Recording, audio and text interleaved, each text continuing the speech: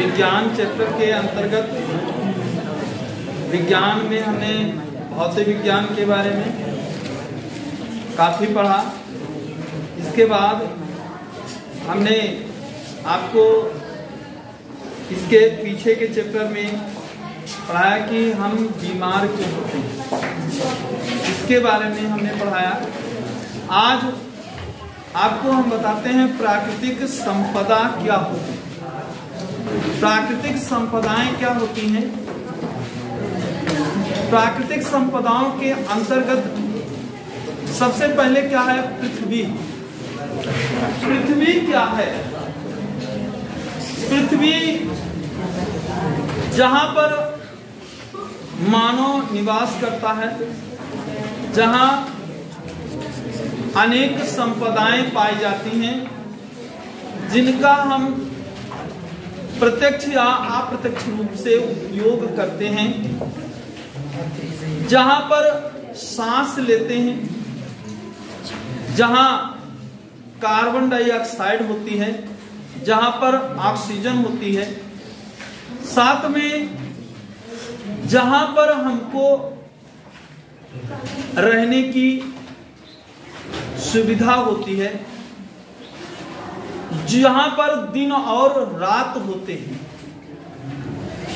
जहां पर दिन और रात होते हैं, जहां सर्दी गर्मी और बरसात होती है, उसे हम क्या कहते हैं? पृथ्वी कहते हैं।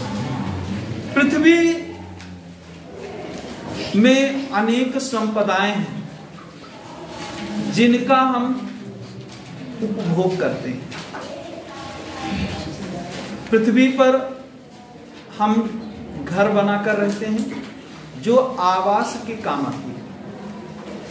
पृथ्वी पर हम एक स्थान से दूसरे स्थान को गमन करते हैं, जहां पर हमको परिवहन की सुविधा प्राप्त है।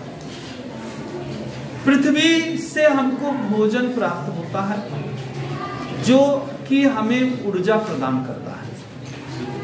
पृथ्वी हमको जल भी प्राप्त होता है जो हमारे पृथ्वी पर हमारे पीने योग्य होता है, यानी मृदु जल होता है। कहां से मिलती है? पृथ्वी से ही हमको प्राप्त होती है। पृथ्वी से अनेक प्रकार की औषधियों को प्राप्त करते हैं और औषधियों के निर्माण के द्वारा ही हम स्वस्थ रहते हैं। पृथ्वी सर्वप्रथम मानव ने जब मानव विकास हुआ था, मानव विकास में मनुष्य पहले पृथ्वी पर जब आया था तो कैसे रहा होगा? पेड़ों के ऊपर रहना शुरू किया था। अपने आप को सुरक्षित करने के लिए क्या किया था? पेड़ों के ऊपर उसका निवास स्थान क्या बना था? पेड़ बने थे। पेड़ों के ऊपर रहता था, पेड़ों की छाल को पहनता था, पेड़ों के फल को खाता था। ये सभी चीजें कहां से मिलती हैं? पृथ्वी से ही मिलती है। पृथ्वी के द्वारा ही हमको अनेक खनिज संपदाएं मिलती हैं। पृथ्वी के द्वारा ही हम अनेक खनिज संपदाओं का उपयोग करके अत्याधुनिक जीवन यापन करते हैं। पृथ्वी में ही कुछ नवीकरणीय ऊर्जा स्रोत होते हैं, कुछ अनवीकरणीय ऊर्जा स्रोत।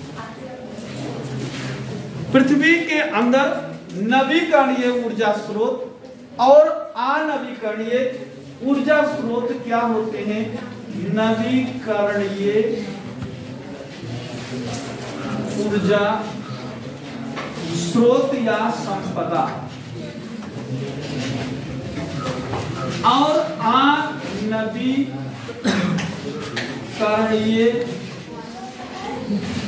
ऊर्जा संपदा। ये हमको प्राप्त होता है।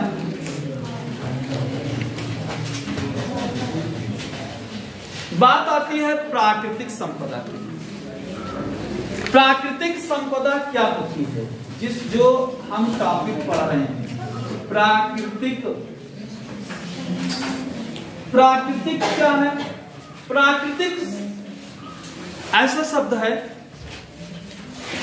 जो कि भौतिक विज्ञान से ही संबंधित होता है। भौतिक विज्ञान में एक शब्द है जिसको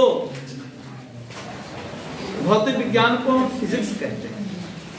फिजिक्स के अंतर्गत फिजिक्स शब्द किस शब्द से मिलकर बना है? वो शब्द है फ्यूसिस। फ्यूसिस नामक शब्द से मिलकर के बना है, जिसका परिवर्तन किया गया, उसे फिजिक्स माना गया। फ्यूसिस मीन्स होता है प्राकृतिक। प्राकृतिक क्या होता है?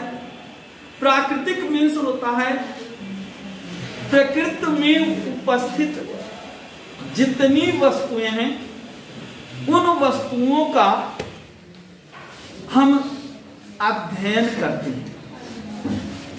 प्रकृति में उपस्थित वस्तुओं के बारे में अध्ययन करना ही क्या कहलाता है? भौतिक विज्ञान कहलाता है।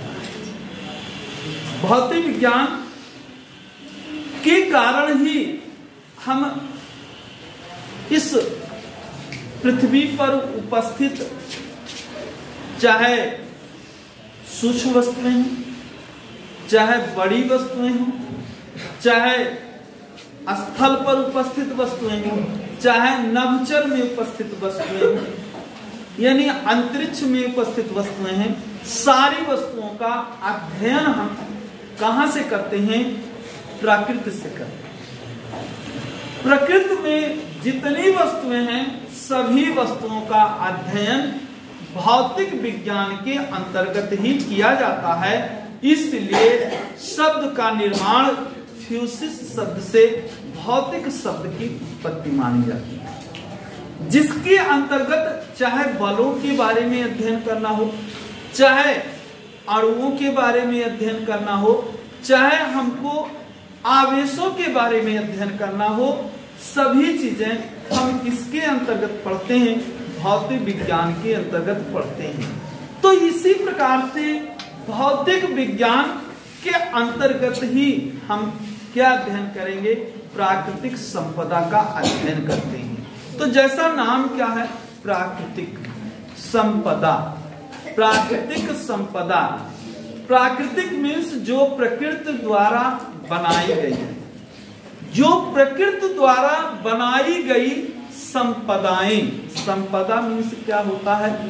जो भी वस्तुएं, पेड़ पौधे, पहाड़, जल, जितने खगोलीय वस्तुएं हैं, खगोलीय पिंड, सौर, सूर्य, चंद्रमा, तारे, जितने भी हैं, प्रकृति में उपस्थित जितनी भी वस्तुएं हैं, उन सभी वस्तुओं का नाम दिया गया प्राकृतिक संपदा। प्राकृतिक संपदाओं के अंतर्गत ही हम हमारे जितनी भी उपयोगी वस्तुएं हैं, अनुपयोगी वस्तुएं हैं, सभी का अध्ययन हम करते हैं। इसके अंतर्गत प्रकृति में जैसे खनिज पदार्थ होते हैं। खनिज पदार्थ क्या होते हैं? खनिज पदार्थ तो भी प्रकृति से तो पाए जाते हैं, प्राकृतिक संपदाएं होती हैं। वायु क्या है? हमारी प्राकृतिक संपदा है। जल क्या है? हमारी प्राकृतिक संपदा है। इसी प्रकार से हमको रहने के लिए भोजन, वो घर हम बनाते हैं, खाने के लिए भोजन प्राप्त करते हैं, ये सभी क्या है? प्रकृति द्वारा दी गई हैं, प्राकृतिक संपदाएं कहलाती हैं। इसी प्रकार से प्राकृतिक संपदाओं के अंतर्गत अगर कहा जाए कि कुछ संपदाएं ऐसी होती हैं, कुछ व्यवस्थाएं ऐसी होती हैं जो प्रकृति ने निर्धारित कर दी है और उनका हम उपभोग बार बार करते हैं, यानी एक बार करने के बाद उनका उपयोग दोबारा किया जाए, तो वे क्या कहलाती हैं? वे नवीकरणीय ऊर्जा स्रोत कहलाते हैं, वे नवीकरणीय संपदाएं कहलाती हैं। एक संपदा ऐसी होती है जिनका एक बार उपयोग कर लिया जाए, दोबारा उपयोग ना किया जाए, उसे हम क्या कहते हैं? अनवीकरणीय स्रोत कहते हैं, संपदाएं कहते हैं। कुछ संपदाएं क्या है? सीमित है, और कुछ संपदाएं क्या है? असीमित है। तो जो संपदाएं सीमित होती हैं उनका उपयोग क्या है? अधिक मात्रा में होने लगा, धीरे धीरे ये सभी संपदाएं क्या होंगी? नष्ट हो जाएंगी। धीरे धीरे क्या होगा? सभी समाप्त हो जाएगा। जैसे क्या है? पेट्रोलियम पदार्थ है, कोयला है, जल है, धीरे धीरे क्या होगा? ये सभी समाप्त हो जाएंगे। कोयला है, आने वाले समय में कोयला क्या होगा? समाप्त हो जाएगा, नहीं रहेगा, तो हम इनका उपयोग कहां से करेंगे? इसी प्रकार से पेट्रोलियम पदार्थ है, डीजल, पेट्रोल, ये सभी है, इन सब का उपयोग अधिक मात्रा में होता है। तो इन सब का उपयोग जब अधिक मात्रा में होता है, और ये क्या है? हमारे प्रकृति में कुछ इनकी मात्राएं सीमित हैं, तो सीमित मात्राएं हैं, इसलिए क्या होगा? धीरे धीरे इनका ये समाप्त हो जाएगा। तो ये क्या है?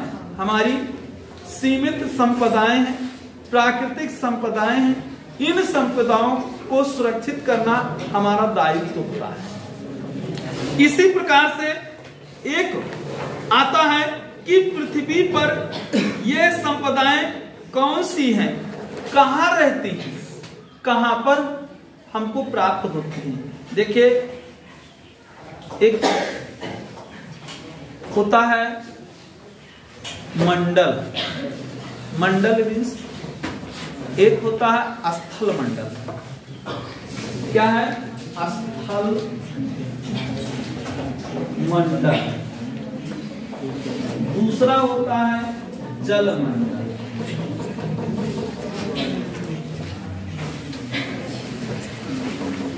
स्थल मंडल दूसरा होता है, जल मंडल होता है, और एक होता है वायुमंडल। तीन चीजें होती हैं, तीन पृथ्वी पर उपस्थित तीन संपदाएं हैं, या ये संपदाएं ऐसी हैं जहां पर हर स्थान से हमको कुछ ना कुछ प्राप्त होता है। स्थल मंडल, जहां पर हम सभी लोग हैं, जहां पर हम सभी लोग रहते हैं, जहां पर जीवन निश्चित है, जहां पर प्राणी निवास करता है, जहां पर हमको रहने योग्य स्थान मिलता है, उसे हम क्या कहते हैं? स्थल मंडल कहते हैं। जहां पर सभी जीव जंतु निवास करते हैं, उस स्थान को हम क्या कहते हैं? स्थल मंडल कहते हैं। इसी प्रकार से इसमें उपस्थित जो चाहे जल, चाहे वायु या अन्य चीजें, सभी कहाँ हैं? सभी स्थल मंडल में उपस्थित होती हैं। ये पृथ्वी का सबसे ऊपरी यानी ऊपरी परत है। ये क्या है? इसी को क्या कहा जाता है? स्थल मंडल कहा जाता है। एक होता है जिसका नाम होता है जल मंडल। जल मंडल क्या होता है? जहां पर जल ही जल हो, जहां पर जल ही जल हो, वो मंडल क्या कहलाता है? वो स्थल क्या कहलाता है? जल मंडल कहलाता है। जल मंडल के अंतर्गत भी अनेक संपदाएं हमको प्राप्त होती हैं, इसलिए उसे हम क्या कहते हैं? जल मंडल कहते हैं। इसी प्रकार जल मंडल सागर, समुद्र, बर्फ, तालाब, ये सब नदियां, ये सभी क्या हैं? ये सभी जलमंडल के अंतर्गत आती हैं। और जलमंडल में हम अनेक चीजें पाते हैं, अनेक वस्तुएं पाते हैं। सीप है, कहाँ मिलती है? जल में मिलती है। मछलियां कहाँ रहती हैं? जल में रहती हैं। तो इसी प्रकार से वाष्प कहाँ से बनती है? जल से बनती है। इसलिए ये क्या होता है? जलमंडल होता है। एक होता है वायुमंडल। वायुमंडल मीन्स क्या होता है कि हमारी पृथ्वी पर अनेक गैसों के मिश्रणों का क्या है? चादर लगी हुई है। हमारी पृथ्वी पर अनेक गैसों के मिश्रणों की चादर लगी हुई है। उस चादर से क्या है? हमारी पृथ्वी ढकी हुई है, ओढ़े हुए है। हमारी पृथ्वी अनेक गैसों के परतों से बनी चादर को ओढ़े हुए है और उस चादर के नीचे हम सभी लोग जीवन यापन करते हैं। तो जहां पर अनेक गैसों की चादर लगी हुई है या चादर बनी हुई है, उस चादर का नाम होता है वायुमंडल। जहां पर उसके नीचे उस स्थल मंडल के ऊपर हम सभी लोग रहते हैं, इसी को क्या कहा जाता है? वायुमंडल कहा जाता है। इसमें अनेक प्रकार की गैसों का मिश्रण होता है, इसलिए इसे हम क्या कहते हैं? वायुमंडल कहते हैं। तो इसी प्रकार से स्थल मंडल, जलमंडल, वायुमंडल, इन सबको मिलाया जाए। स्थल पर जल, वायु, पृथ्वी, हम सभी लोग रहते हैं। तो ये क्या हुआ? स्थल हुआ। जल में अनेक चीजें पाई जाती हैं और स्थल को कौन ढकता है? वायुमंडल ढकता है। तो इसलिए इसका नाम दिया गया जीवमंडल। तीनों मंडलों को मिला करके क्या बनाया गया? जीवमंडल बनाया गया। जीवमंडल किसे कहते हैं? स्थल मंडल, जल मंडल तथा वायुमंडल को मिला करके एक नया मंडल बनाया गया, जिसका नाम हुआ जीवमंडल। तो इसे हम क्या कहते हैं? जीवमंडल कहते हैं। जीवमंडल के अनेक घटक होते हैं, अनेक भाग होते हैं। इन सभी भागों को मिलाया गया है और इन सभी भागों के द्वारा हम इनको जीवमंडल नाम दिए। हमें जीवित रहना है। जीवित रहने के लिए सांस की आवश्यकता होती है। सांस की आवश्यकता के लिए हमें ऑक्सीजन की जरूरत होती है। ऑक्सीजन हमको कहाँ से मिलता है? पेड़ पौधों से मिलता है। पेड़ पौधे क्या करते हैं? हमारे द्वारा या जीवों द्वारा जो कार्बन डाइऑक्साइड गैसें होती हैं, उनका प्रत्याग किया जाता है। वायु में उपस्थित अनेक गैसें होती हैं, लेकिन उन गैसों में से कार्बन डाइऑक्साइड को क्या किया जाता है?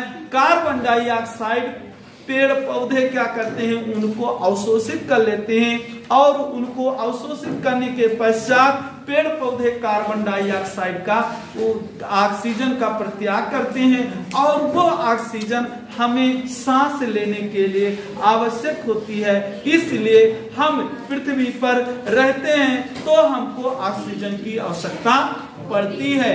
तो मनुष्य को या जीव जंतुओं को जीवित रहने के लिए किसकी आवश्यकता होती है? किस श्वास की आवश्यकता होती है? वो है ऑक्सीजन की। ऑक्सीजन क्या है? सबसे महत्वपूर्ण गैस होती है। महत्वपूर्ण गैस जिसको हम क्या कहते हैं? श्वास गैस भी कहते हैं। इस गैस के द्वारा हम जीवित रहते हैं और इसी गैस का उपयोग किया जाता है, इसलिए इसे हम क्या कहते हैं, श्वास गैस या ऑक्सीजन गैस कहते हैं। Note this.